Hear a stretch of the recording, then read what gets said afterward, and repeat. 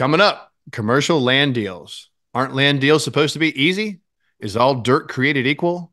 What can investors do to make land more valuable? We're digging into all things dirt with Jacksonville Franklin Street commercial land broker Shaun Mayberry. But first, a tasty musical treat from one of Jacksonville's very own Firewater Tent Revival.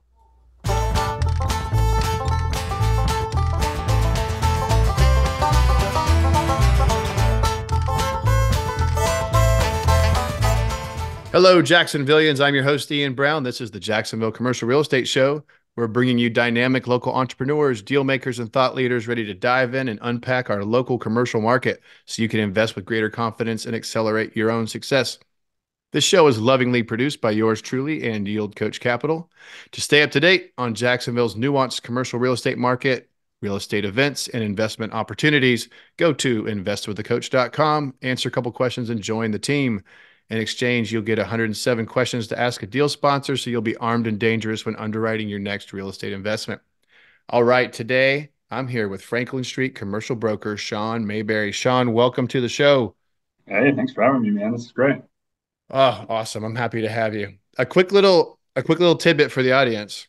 Shaun and I actually go back to my humble beginnings as a high school teacher at Bishop Snyder, and Shaun was a student, and I had him in the classroom and on the football field. We may or may not talk about that later, but good times. I'm very happy to see all that Shaun has done Yeah, good since that times. since that was like 2005 to 7, so a little while ago. But Shaun, Yeah, I, man. I start with a burning question, so we just kind of Sure. jump right into it. As a commercial land broker, you're really on the front lines of development. You have an inside look into what's about to happen, things that we're going to read about in the business journal or the daily record in months or years later. But you're there on the front lines. What type of development is making your phone ring right now?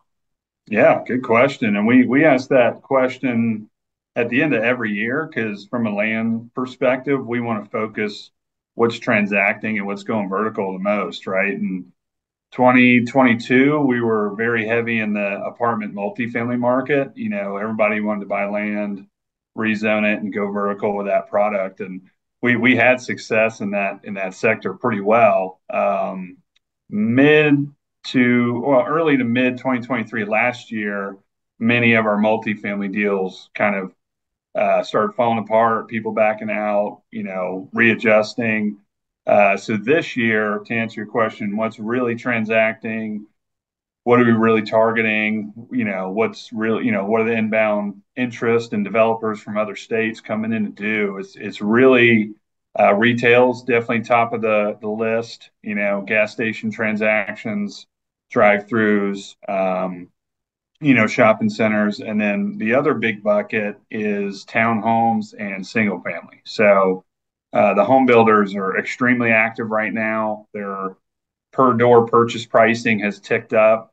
We actually converted a couple land deals that were supposed to be apartments to townhomes. So we've been able to kind of pivot in that direction quite a bit. So yeah, those two sectors are our biggest bucket. We flirt with a couple industrial transactions each year, um, and but yeah, townhomes retail is really stealing our show. So we've kind of pivoted our team to get more listings in those categories. Build our database and developer list in those categories, and really attend a lot of conventions and out-of-state meetings in the big cities like Atlanta or Fort Lauderdale, where a lot of our buyers are coming from. So, yeah. Awesome. Now, like I think Jacksonville, we are area wise largest country in the nation, to my knowledge. So, do you feel like, and we have some areas you drive, you're like, oh, there's a lot of room for development here, room for development there. But as you start to kind of dive in and look at a map and digest Jacksonville, it starts to feel like almost like a small market, even though it's not.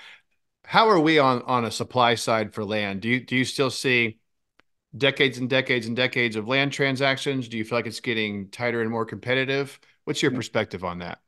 Yeah, that's a good question. I mean, we target our attack and approach to landowners in the markets that are pro growth. And when I say pro growth, I mean where county commissioners approve developments, where locals are accepted, open to the idea. There are pockets that we don't do a lot of deals in just because there's a lot of barriers to entry, a lot of roadblocks, right? So from a supply standpoint, there's a tremendous amount of land available. So, I don't think we'll hit a challenge from supply for us to work on.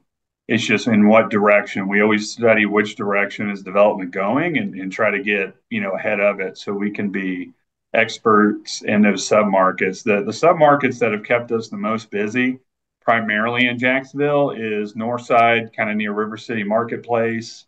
Up to Yulee. That there's a lot of land in that direction.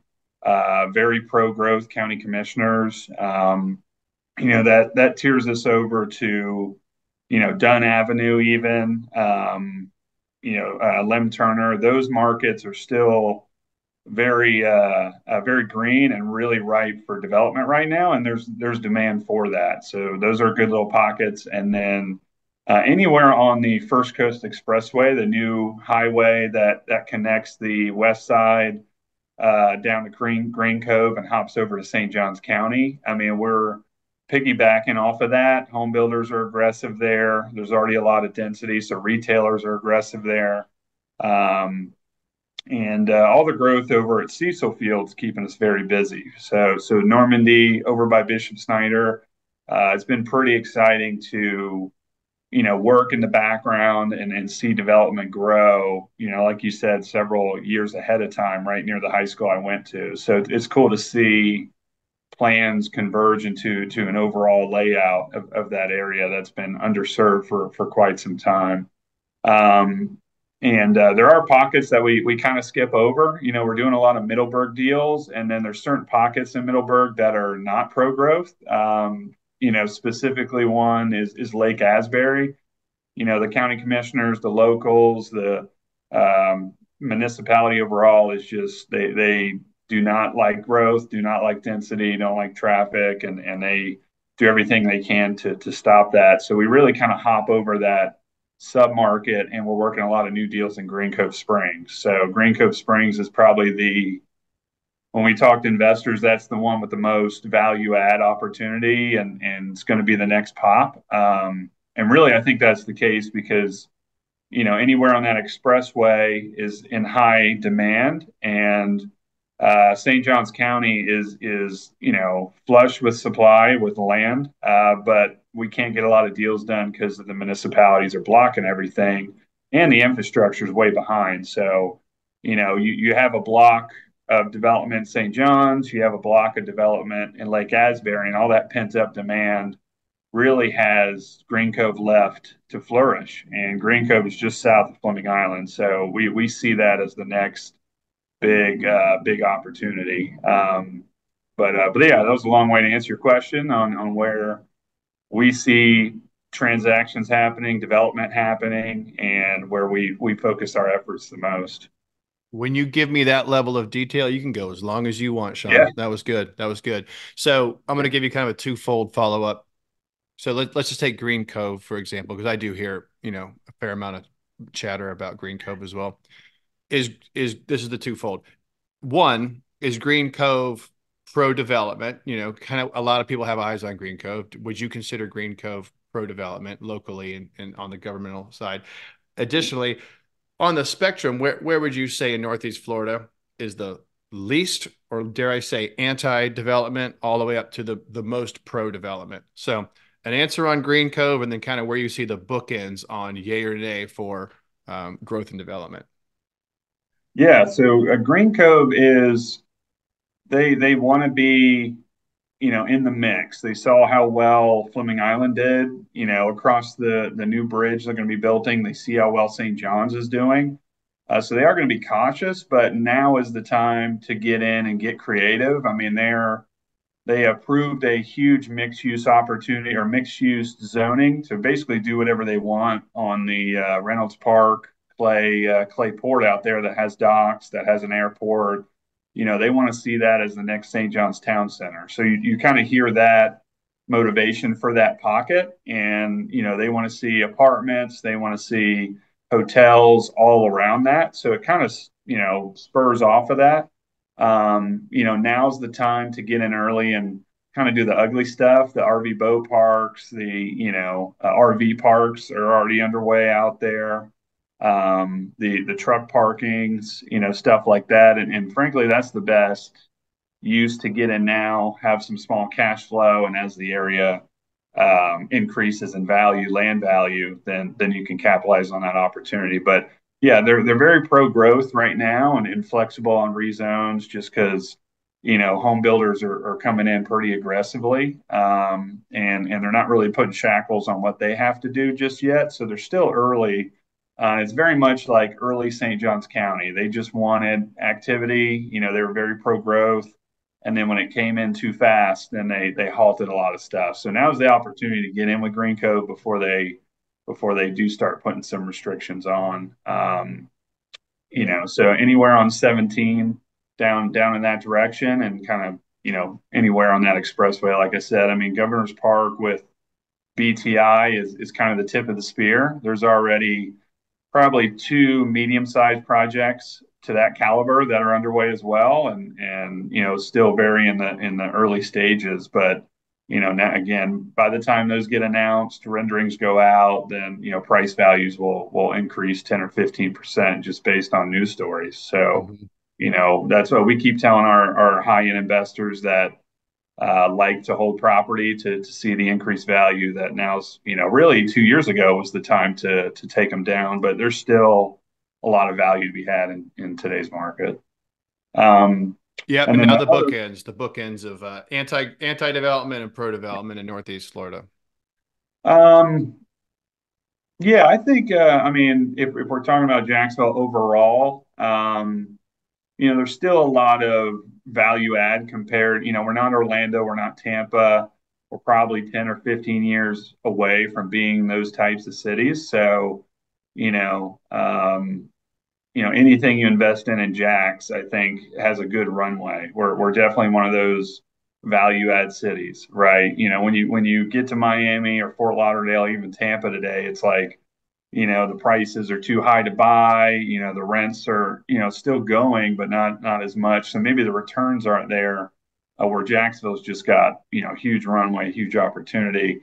And then I kind of ran through the different sectors of Jax that are pro growth and aren't. I mean, anywhere off JTB, Beach, and Atlantic, they're still very pro growth, but it's just very difficult to find larger land tracts or even buildings that are older that they want to resell for a decent value that would make sense for people to redevelop. So we don't do as much on the east side of the river. Just frankly, there's not as much supply. But we get creative here and there, and that's probably more of a retail sector for us because we're only able to play with 2 to maybe 5 acres out in those pockets. So it's more retail plays where west side of the river over there, there's a lot more assemblage and ways we could put a lot of bigger deals together. Slightly different tone, posture, pivot here. Yeah, With land deals, I feel like a lot of people that don't transact in land deals think they're easy. I think there's this like outside perspective that, oh, well, land deals are easy. There's nothing on it. How hard can it be? sure. I would take a contrary position, and I'm curious what you think. I think at times land deals can be some of the most complex, but I know you have a background in investment sales. You've done investment sales. You're probably still doing some investment sales. But kind of compare and contrast a day in the life. I mean, you were doing investment sales, and now these land deals that, in my opinion, often take a lot of thought and creativity because you don't Totally. necessarily know the highest and best use the minute you step on that site. Sometimes you do. Yeah. And so you start getting to this. The due diligence folder is lengthy. The timeline is lengthy. Entitlements are everything, soils and environmental. I don't want to take your answer away, but like, Yeah. let's talk a little bit about that because I think there's a misperception about maybe land being a little more straightforward than it really is. Yeah, no, 100%. I'll start with how I kind of got into land, and then I'll dive into that. But long story short, I like how complicated it is. It keeps competitive teams, out of our sector, and it makes us even more valuable as a consultant and partner, right? Like you said, when I first got into the business, I'd sell anything, a warehouse, a retail, medical. So I did touch different asset classes, which is great from a land perspective because you have to have, an understanding of each asset class when you're selling land. Just like you said, highest and best use. We need to determine if the land's highest value is an industrial park, is it a townhome development, is it near a traffic light with high traffic for it to be a retail play? So we need to kind of run, 8, 9 different scenarios and see what would be the highest return for a landowner. And if I didn't have that different sector background, it'd be extremely difficult. So, and that gives us an idea of which target lists we should go after. We have different databases for each sector, and those are ever growing. So, we want to use our time wisely to capitalize value for our clients. But yeah, I mean, I always wanted to be in the land aspect of it. In certain, eventually, I got a master's degree from Georgetown in development, and I wanted to work for a developer in DC. Ended up meeting my wife at a Florida Georgia game, and once we decided we wanted to have a family, we decided to come back to Jax, where her parents are, my parents are, and had some kids support there, which worked out great because when I came back in town, the Jacksonville market started to flourish quite a bit, and I worked for Ash Properties, who does a lot of land development. They do self storage and retail, so got exposed to how they do things, how they take down dirt, how they work with brokers, and I really saw an opportunity where there wasn't a lot of land experts in Jacksonville, and frankly in a lot of different Florida cities. So I knew that was kind of the end goal, but like you said, land deals take quite a bit of time and have a lot of things that could go awry to ruin the deal. So I kind of had to touch on the other asset classes early on that close quicker. Definitely got you some cash flow, but I got a couple land deals early on in my career, and that's where the passion was. That's where it took off, and it was just easier for me to talk that style than anybody else in the market. And since then, the goal's been to grow the team, grow the brand, get the right support behind us, and really grow it. So they are, very difficult, challenging projects, and again, that's why we like to be the experts in that field. So the harder the site, the more needed we are, and there's opportunities to have higher brokerage fees just because the amount of work that goes into it.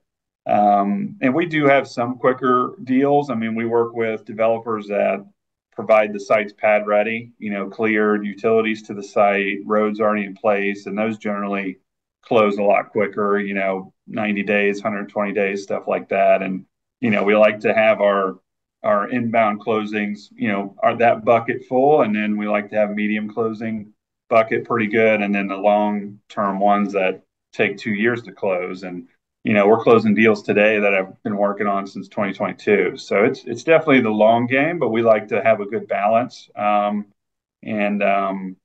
it's a good business model. I've definitely sharpened it since the beginning, but we do like our competition on the land side. There's not a lot of true land competitors. There are some in other markets like Orlando or Tampa, which we flirt with here and there, but we're trying to be the go-to shop for Jacksonville and feel like we're making a good dent in that direction. Well, if you want to make sure nobody charges in and tries to eat your lunch and take your business, just tell them you're closing deals today that you started 2 years ago. Yeah, Yeah, exactly. Especially if you tell a residential agent that. yeah, They'll oh yeah. just run. Yeah. Oh yeah, and we love working with realtors because they throw us leads all the time. They'll get big land deals. They just don't know how to price them, don't know how to give proper guidance to the sellers, and we'll take care of them for sure. But yeah, we try to keep our realtor connections sharp just for that reason because we have a lot of clients that come to town and I'm not showing them houses, so we typically return the favor pretty well. And yeah, but it's extremely complicated. I mean, it's tough for commercial guys to jump from what they're doing to land, let alone realtors that show houses on a day-to-day basis or deal with $1 million waterfronts. So it's a tough pivot. You mentioned something, and it was part of a question I was going to ask you later, but I'll mention, I'll just say it now.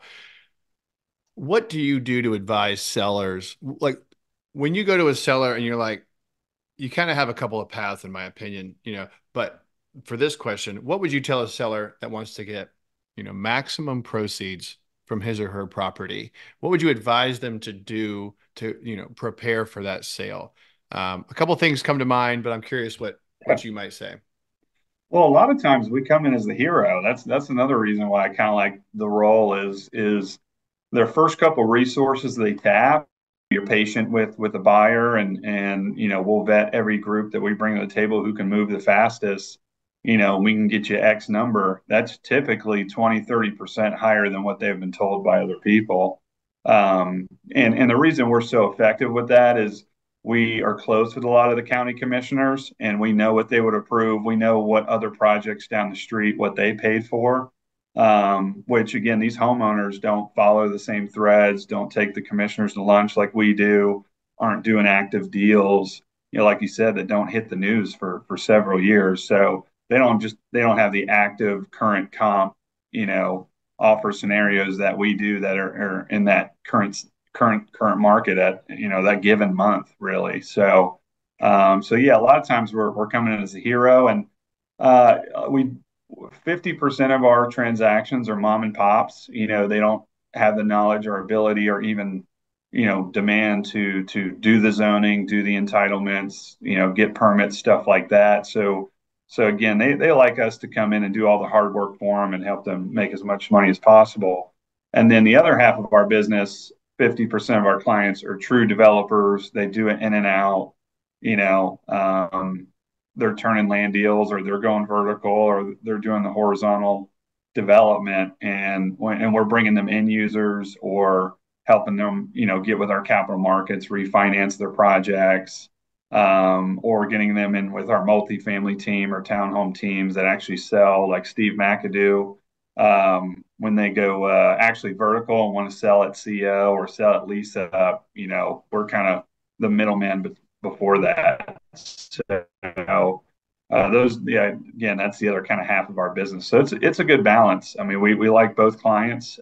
Keeps us, steady flow of inbound, and one aspect of the business is cold calls and referrals and treating mom and pops as well as we can, and then the other is schmoozing kind of the higher end clients, meeting them at conferences and high end dinners and such. So it's a good kind of double hat to wear.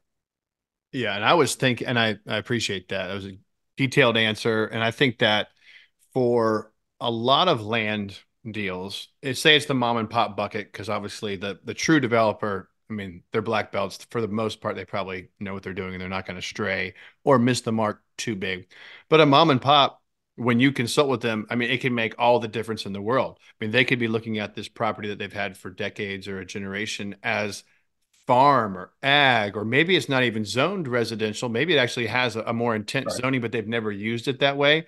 Um, Sure. like the Alachua 170-acre deal that I did about Yeah. this time last year, that was zoned heavy industrial, most of it was, but it had only been farmed.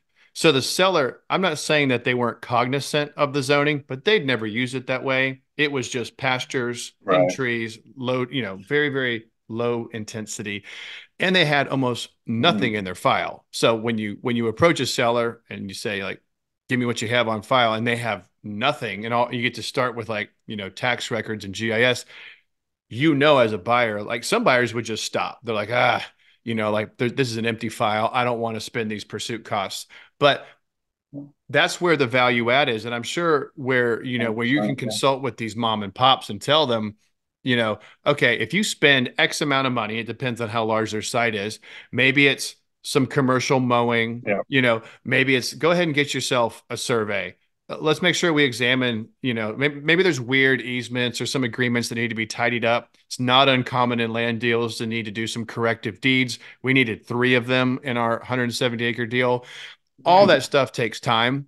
So you sit with these mom and pops, and if you give them kind of this punch list of maybe 3 to Yeah. 6 things to do, it's going to cost a little bit of money, but it's going to give you this Right. exponential return. Because now Shaun and your team, you can talk to buyers and say, here's the package, here's what's left to be done, and you can actually run with it.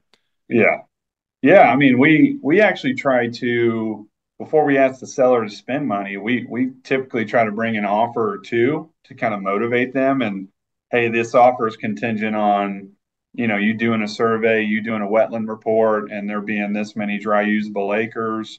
Yeah, we want to put a little pep in their step because us coming in saying, hey, we need you to spend money is difficult for a farmer to understand. But um, if we have a couple offers, people ready to pay money if they can get it to that level, it really, really motivates them. So again, it's our industry, so we're able to bring stuff off market before we go live. And sometimes there's been scenarios where, they don't want to spend any money. So, our team with a signed listing agreement, we'll take care of the wetland report. We have a lot of relationships. So, our wetland guys, we keep very, very busy and they throw us a free one or two report, maybe once a year just because of the amount of business we give them. So we can kind of capitalize on those relationships. And same thing with our engineers. If we need to understand where utilities are, where access points are, what type of offsites may be needed, if there's road improvements possible, we're calling our county commissioners, asking some early questions, asking for favors with the engineers that we use often, and they'll go the extra step for us. So we again, us doing this many transactions, the relationships pay off, and we can get a lot of good early data, a lot of good early information that really wows those sellers, and then actually helps the buyers. So the seller doesn't have to spend that much money to get those buyers to the table early. So there's a lot of relationship services we can bring early that don't cost them anything to that just work to their benefit, right? So Mm-hmm. And on the other side, let's say I put on my buyer hat right now. What I come to you, I want to buy land from you. What makes me a good buyer for you? Like describe the people that are getting deals closed yeah, with you and your team. yeah, good. It's generally in today's market. Again, it's shifted quite a bit. 2022, we had a lot of great middle developer relationships. We'd bring them the raw dirt. They would zone and title, site plan approve, get permits, and then we would even help them resell it to the end users. The home builders, the retail end users, the hotel groups, stuff like that. So we were very busy in the development, middle development client world. Today's world is less middlemen. There's not as much spread available. So we're really going straight to the source. This year's our home builders are still in the show. We're doing deals with Ryan Homes, Lennar, DR Horton. Those guys are really coming out strong, making offers and taking down. And really we focus on them heavy in today's market because they have a higher probability of closing. We really want to secure our sellers and our deals with the groups that have the least likelihood of backing out, right? Where in 2022 it was such a hot market, no one was really backing out. So we were rubbing elbows and getting close with our middle developers to kind of work on two transactions on the same property.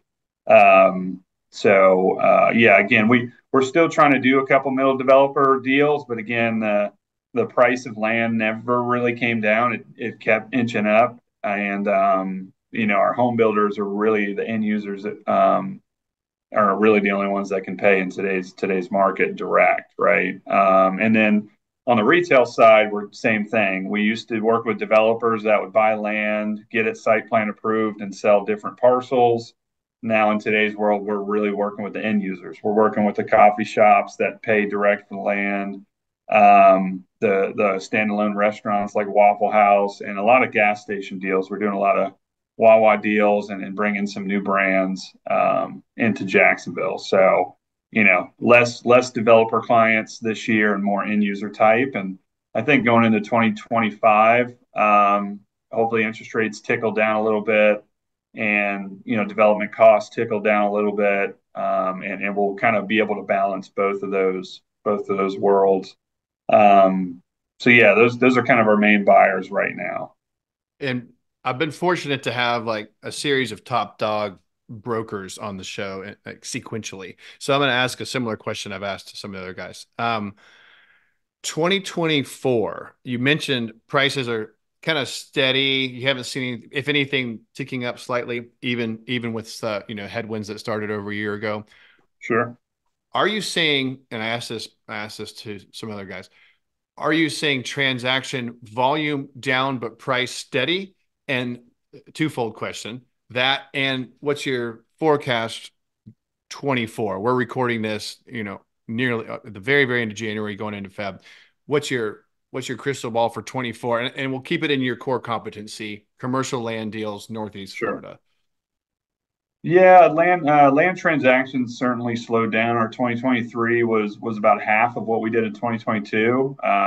We were closing probably 80% of the deals we were working in 2022. 2023, we were probably closing like 40% of the deals we were working. So just the volume definitely went down.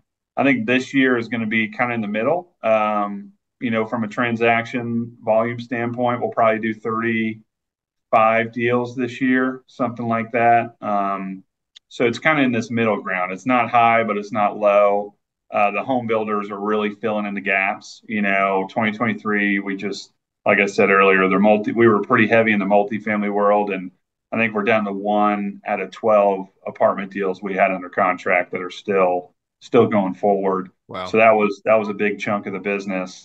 We were able to kind of fill that loss with townhomes and home builder stuff a little bit. So, but yeah, so that answered the first part. What do I see for 2024? It's really just sticking with those two sectors that are doing well and try to multiply those as much as possible. I still 2023 was a reaction year. Everybody reacted and pumped the brakes. This year, it is a bit of a limbo year going into a political race. Everybody's optimistic. Everyone believes there'll be a very small interest rate tick in the other direction. When will that be? Who knows? It would surprise me if we didn't have interest rate reduction. I think there needs to be some type of positive move going into the election. But again, I'm not a political expert. I think it's just wishful thinking, and I think that'll result in a little bit of a pop, but it's not going to be a 1 to 2% interest rate drop, which would flood back the apartment world or flood back all the developers that were previously there. So it's still going to be a limbo year. 2025, I feel very optimistic about.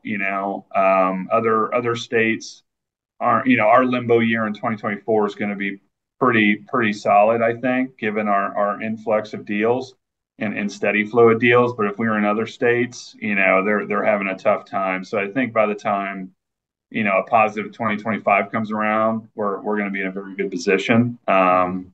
Where other cities and other states are just in a terrible position right now, and they can't wait for 2025 to come back around. So we're steady and we're still very active, very busy. Again, trying to multiply the buckets that we're seeing deals transaction the most, and we still have a lot of good relationships, a lot of good projects that are just waiting for 2025 to hit the market. So waiting for things to sharpen. So multiplying the deals we have now and kind of keeping those really good sites just ready to hit when the time's right, is going to keep our business, increasing pretty well. Residential development and retail. You heard it here, people. So it's kind of funny. I think this is my 18th year in real estate, and there was a time not that long ago when the whole Amazon e-commerce craze and everyone's like, what's this going to do to retail? Yeah. Retail's going to die. And, and here we are, going in spring of 20, have this conversation almost in spring of Yeah. 24, and retail is the land that you are able to move. Well, it's funny, Yeah. funny you say that. Our retail teams are doing almost the best in the company where they used to be, in the middle, maybe on the low end, doing leases, doing investment sales for shopping centers. And when COVID hit, I mean, I think they panicked more than anybody. They didn't think they'd do deals for a while, and they didn't do deals for maybe maybe 2 months, maybe three, and then it just came back with a wave. I mean, people saw the retail centers crushing it when people got stimulus checks, and then their sales went through the roof. So it's like, why wouldn't we expand? People got money, so and that momentum's just continued with all the population we have. So that wave of COVID population coming to Florida and specifically Jacksonville, retailers just said we got to match that population coming in. So they continued. Yeah, our retail team's doing very well. Yeah. I mean, if you live in Florida, we have such an advantage. I have a close colleague in New York, and he's a sharp dude. He does a lot of CMBS loan restructuring, and he always calls me with this doom and gloom, doom and gloom. What are you seeing? I'm like, I'm just it, I'm living in a different world down here. His name's Yeah. Will. I'm like, Will, it's a different world. I mean, we have a net over 1,000 people a day moving to the state in net, and in Jacksonville, we don't get the lion's share of it. But if you listen to, I had Katie Matura from Visit Jacksonville. I had her on a few episodes ago. I mean, we get a lot of attention up here, and we're getting more and more. And to your point, we're getting a lot of attention, and we still have land. And you're a land expert. That's why I was so happy to have you on. So just to see these insights, we have a lot of room for housing to still grow, and a lot of room for more projects. I mean, I think it's a very exciting time. I was born in Jacksonville. You were born in Jacksonville Yeah. too, Shaun? Yeah. Born and raised. Yeah. Yeah. So it's just I just almost feel just so fortunate to have really almost dumb luck, but to have my career almost entirely here in Jacksonville. It's just a great market to be a commercial real estate professional in. All right, Sean, we're going to pivot to our closing questions. Why do you love Jacksonville? Yeah, I mean, you kind of just hit it on a second ago. I was born and raised here, and it goes a long way with my clients, especially the mom and pops. When you could talk about what was there 15, 20 years ago, and where I went to high school, and it is cool. I always tell a lot of my clients on the west side, I used to take my four-wheeler out in the woods where Oakleaf is today, and it was really cool to just have the road end, and it was just dirt, and then now it's one of the sharpest shopping areas on the west side. So everybody's trying to duplicate what Oakleaf pulled off. So that it's really cool. And my wife and we moved our kids out closer to Jack's Beach, and that's such a great spot to be kind of in the middle of St. John's Town Center, and then 8 minute drive to the beach. So it's cool to be on kind of different parts, but I think that's why I love Jack's is, families here, beaches here, and really it's affordable from other cities. So it's been really great to, promote the city, see it grow every year, and be a part of the developments extremely early on, being in the know what's happening next. So it's cool to be in a city to grow up in and seeing all the growth pockets, right? Hmm. So that's and I did move away to DC to kind of get further educated, but coming back was the best move ever. I didn't see it at the time, but going away, getting faster pace, higher transaction volume experience, and then coming back here where now that experience has certainly helped because now we can balance it all where I was at, where I got exposed to early on. So What is your favorite local restaurant? I really like what's that Barbara Jean's over at Ponte Vedra. That's me and my wife go pretty often for date night. And then other than that, I'm a big sushi guy. So I'm a big we got green papaya by the house. So that's a regular for me and the kids. Now I know roughly where you live. I've been to that green papaya. It is Oh surprisingly yeah. good. Yeah. Actually, you're our broker buddy Steve McAdoo. I think I went there with him. So Oh man, you guys left me hanging. we I did. could have golf cart up there for you. Now everybody knows. All right. Yeah, next time. We'll get you next time. All right. Favorite place in Jacksonville? Now that I got two kids, I would have said the beach by myself, which is still a favorite. But now that we have kids, there's a park near the beach called Sunshine Park. They just improved it, and we're certainly regulars. I mean, we run into friends with kids there all the time. It's actually really good networking, and it's got a skate park, and my 5 and 4 year old just love it and run into other kids, have a blast. It's easy to watch them, and it's a safe place too. So that's been one of our regular spots lately with the kiddos and a couple other friends that have kids. So Excellent answer. I yeah, love Sunshine Park. I concur with everything you just said. All right, Shaun, thank you very much for your time. Yeah, you've given us a lot this episode. Thank you very much. yeah, man, appreciate you having me on. Good seeing you. All right, everybody, please share this episode with a friend. Let them know all that Shaun has shared. He gave us a lot. Rate, review, follow this podcast on whatever platform you enjoy. It makes a huge difference. As I mentioned at the top of the show, to never miss a beat, to stay on top of education, networking, and investment opportunities, go to investwiththecoach.com, answer a couple of questions, and join the team. If you like scrolling, you can check us out on Yield Coach at Instagram, Facebook, LinkedIn, and YouTube. But for now, that is a wrap on the Jacksonville Commercial Real Estate Show. I'm your host, Ian Brown, signing off and reminding everybody to lace up and leave it all on the field. Yield Coach out.